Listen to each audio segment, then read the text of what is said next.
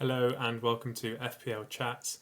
My name is Josh, and today I'm just going to run through how my Game Week 25 double game week went, and also a bit of a preview for Game Week 26 and upcoming game weeks until Game Week 29. So let's jump into it. So just starting with my Game Week 25 score, I'm currently on a measly 43, which, not a good game week for me. There's still some games to play, so I've got quite a few double game week players in my team because I wildcarded in Game Week 24. 10 more fixtures to play, although Darwin is a doubt. I've seen some scores of people with 70s and 80s already for this game week, so well done if you're one of those. It looks like a game week where, at the moment, the single game weekers have definitely won out. I sold Ollie Watkins about 2 or 3 game weeks ago, and he has punished me. A bit regretful there, and I'm actually thinking of getting him back in. A bit more on that later in the video. In goal I had Flecken with 1 point so far, and he's got Manchester City away next, so not hoping for a lot from Flecken. Maybe a couple of save points would be a bonus. Doughty, who looked good against Liverpool, against Manchester United, should I say. No returns for him, 1 point. And Robertson at the back. I expected Brentford to score against Liverpool, but I'm hoping Robertson can maybe get an attacking return against Luton. That's if he plays, of course, because Liverpool have a cup final to play against Chelsea after the Luton game.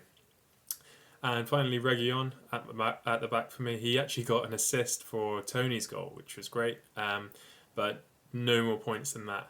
Just the 3 for him because, Brentford conceded a lot of goals. And I think he got a yellow card as well. Into the midfield, Kevin De Bruyne with 2 points. Foden with 2 points. Good game to watch with Chelsea-Manchester City.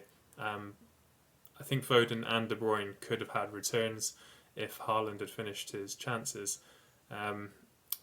There was news that Haaland's nan had passed away a couple of days before the game, and you just wonder whether or not that could have affected his performance. I got all 3 of the City attackers, and hoping for a bit more against Brentford. Just have to wait and see. They are, of course, in a title race, which you would think they will definitely want to bounce back after that draw. Saka, my highest scoring player, is the only single game week player I have in my team. It's just the way it is, isn't it? I mean, 15 points, glad I kept him, unlike Watkins, who I sold. And Ross Barkley with 2 points against Man United. He actually played really well in that game. And Doughty as well looked quite threatening. So I'm happy with both Luton players staying in my team for now. Unfortunately, nothing against Manchester United for Barkley. Into the forward line, Darwin with a goal, 5 points, a lovely chip goal. Quite unorthodox, but I mean, brilliant to watch. He does look like he's now injured. So, that might just be the 5 points for this week. And then Ivan Toney with a goal, which was great, but then if you put it into the context of selling, who did I sell for Tony? I think it was either Solanke or Watkins, and both of them did really well this week. So, I mean, Tony had one more game against Manchester City away, but he did score in that fixture last season. Let's just see how it goes. And Haaland with the captaincy. I actually used my triple captain earlier on in the season, so I'm not overly concerned that Haaland blanked this game week because, as you probably know, a lot of people triple captained him. That was my team. On the bench, I had Pickford, Gabriel, Palmer, and Botman with a combined total score of 12. I was considering to bench boost this game week. I had set it up when I did my wildcard last week, but I was kind of umming on about it, and it was all single game week players, so I decided against it, and hopefully I'll find a better opportunity later in the season. So that was the team, and I'm glad I didn't bench boost in the end. Just on Palmer, I was considering to transfer him out, and it would have been for either Bailey or Gordon. And I think I was considering Garnacho as well. So Gordon returned, he got 8 points, so that would have been a player who I would have bench boosted, and that would have got me 8 points extra. But I mean, still okay with the decision of choosing to roll the transfer, because that sets me up nicely for game week 26, and yeah, hopefully I can benefit from the bench boost later in the season. Moving on to fixtures coming up. So I've got a list of teams here for the fixtures which I think are the best fixtures from game week 26 to 29. Now, just bearing in mind that game week 29 will be a blank for quite a number of teams, and yeah, that does include all of the teams in this list apart from Aston Villa. So there's one more round of FA Cup fixtures to happen for every other team in this list apart from Aston Villa, and depending on the outcome of those games will then depend whether those teams blank in game week 29. So at the moment, the favourites are for most of these teams to blank. So just starting with starting with Arsenal. I mean, they're on great form, so that's a big part of why I've included them in this list. And also, they have you can't see it here, but they have 4 home games in the next 6 game weeks. So yeah, Arsenal looking brilliant, and I think their players are definitely worth considering. Aston Villa, again, I would probably be considering their attack more than their defence. You have Kamara, I forget his first name, but Kamara was a big part of their defensive solidity in the centre midfield. So I'd probably be avoiding their defenders, but for attacking wise, they look fantastic. Like I said, I'm already regretting selling Ollie Watkins. Bailey also looks like a good option as well. Douglas Luiz, of course, on penalties. He kind of reminds me a little bit of Rodri, but with a bit more attacking threat, because he is on set pieces, which Rodri isn't. Bournemouth, other than game week 26, they have very good fixtures coming up. So obviously they've got that double game week in 28. Yeah, I mean, Solanke looks the obvious choice, doesn't he? But those 3 fixtures, game week 27 with Burnley and game week 28, Sheffield and Luton, I would say that those are really good defensive fixtures as well. So someone like Senasai, the centre-back for Bournemouth, or Neto in goal could be good options as well. With their midfield, I would probably stay clear, only because there's quite a lot of rotation in their midfield. Manchester City, of course, even though their fixtures are not so good in this table, I would put them in there anyway, because they're going for the title. The only team that I haven't put in here who are title challengers is Liverpool, and the reason for that is because they've got a game week 26 blank, so I really don't think it's worth bringing in any Liverpool players for this game week, unless you're on a wild card, whereby you can bench them for this week and then they'll come in for you in the next couple. Manchester City, the only thing about them is, along with actually Arsenal and Villa, is that they do have European games. They already played one before the Chelsea game, and I'm not saying that that's the reason they drew against Chelsea, but it probably did have an effect. They went away to Copenhagen on the Tuesday or Wednesday night, and then obviously played on the Saturday against a big team in Chelsea, always a big game. So yeah, maybe it affected them. And Arsenal actually have to play against Porto away, and that's on Wednesday this week. So that's 3 days before their Newcastle game. You'd still expect them to beat Newcastle based on current form, but I mean, Newcastle have got a whole week to prepare, and Arsenal are going away in Portugal. So yeah, anything can happen. I think Aston Villa don't play until the following week or 2 weeks away, so they're okay for now in the short term. Manchester United, they don't have Europe. They were knocked out completely. So and I would say they are probably, along with Arsenal, the the informed team for out of this list. They look like they're kind of revitalised, and it's all seeming to work out for Højlund at the moment, especially, who's got 6 goals in 6 games. So they're looking great, and I think their fixtures are good as well. Again, like Arsenal, they have a lot of home games coming up. I think Fulham at home is prime for them to get at least 3 goals in that game. The only trouble with Manchester United is they've got Manchester City away in the next game week. So I don't know what's going to happen in that game, but it's obviously a very tough game for Man United. And I wouldn't look to target that fixture at all. But then they've got Everton the following game week, and that's going to be an entirely different kind of fixture. Man United in good form. And then finally, Wolves have good fixtures. I would even regard the Newcastle away fixture in 27 a good fixture, because from what I've seen of Wolves this season, they do enjoy playing against teams that are looking to have more possession. Wolves are a really good transitional team. They're really good on the counter-attack. So players like Neto, maybe Hwang, are players to consider there. On the flip side, I've not been completely convinced that they can break down a team like Sheffield United.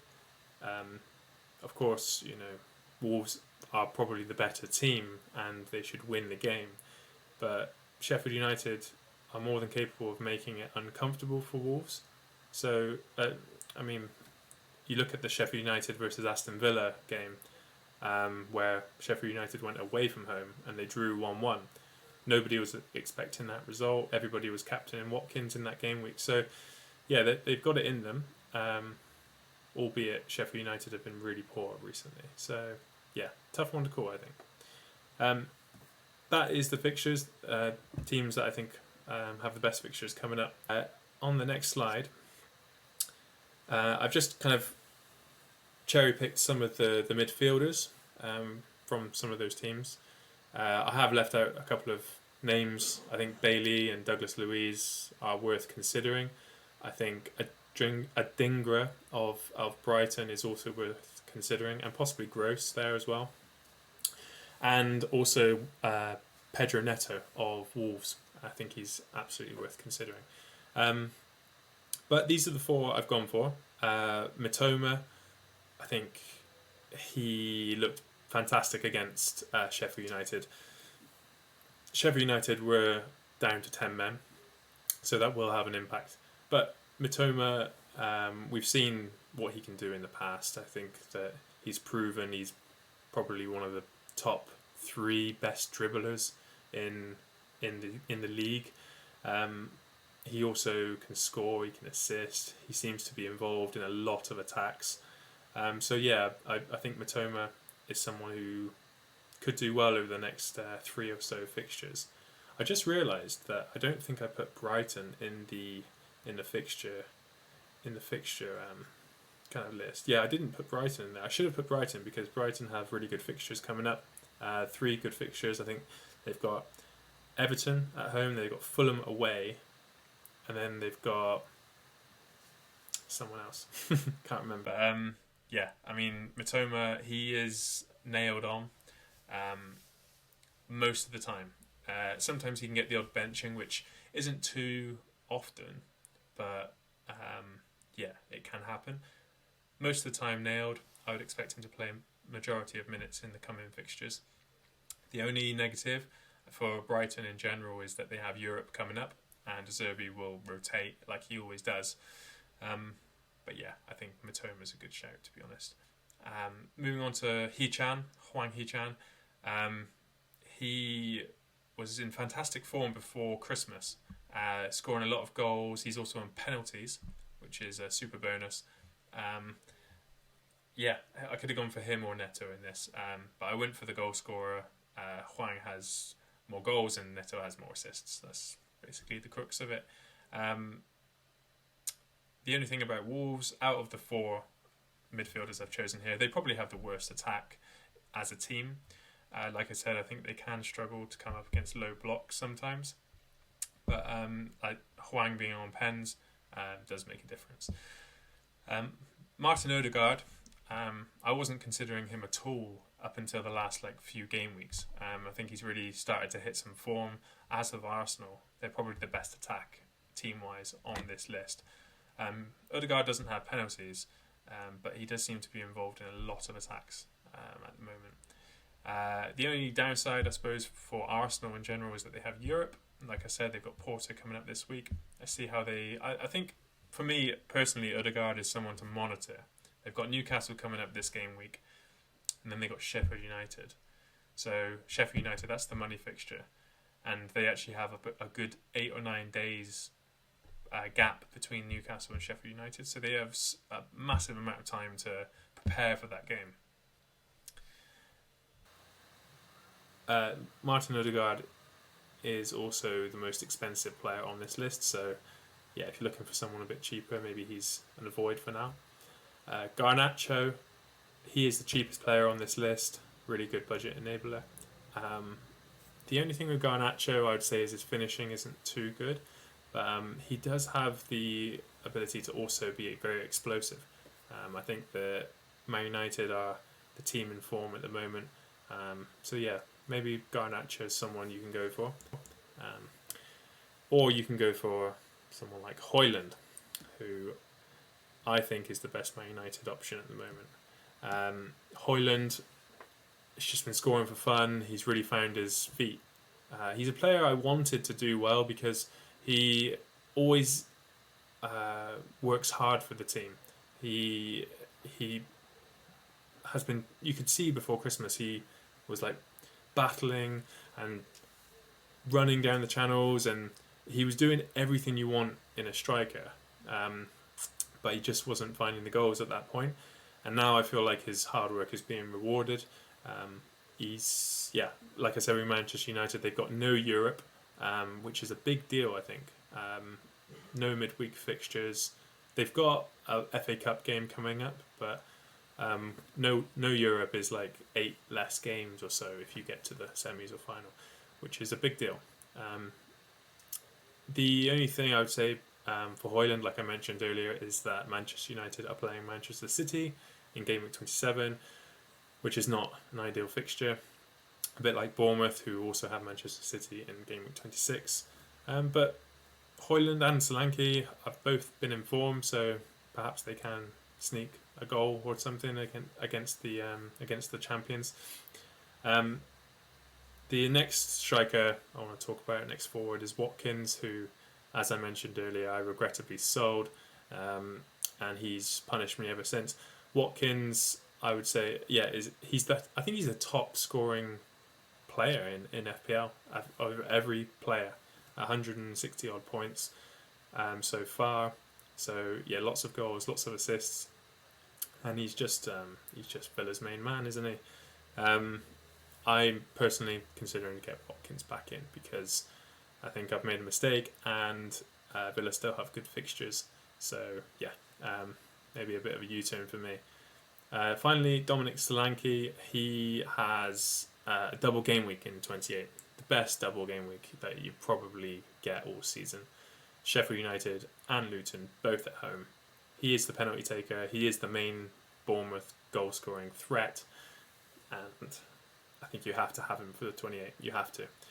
He also has a fantastic fixture in game week 27 away to Burnley. So, I mean, between him and Watkins, I almost feel like both of them are pretty essential at the moment. And then, that doesn't really leave any room for Højlund, because if I plan to keep Haaland, then there's no more spaces. So tricky decisions. I've also got Tony in my team currently, so I don't know what I'm doing. But yeah, those are the forwards, and yeah, I hope that video was helpful for you guys leading up to game week 26. If you have any requests of some content you'd like me to talk about, I'd be more than happy to do so. Till then, thank you for watching, and see you around. Good luck for game week 26, and keep a cool head.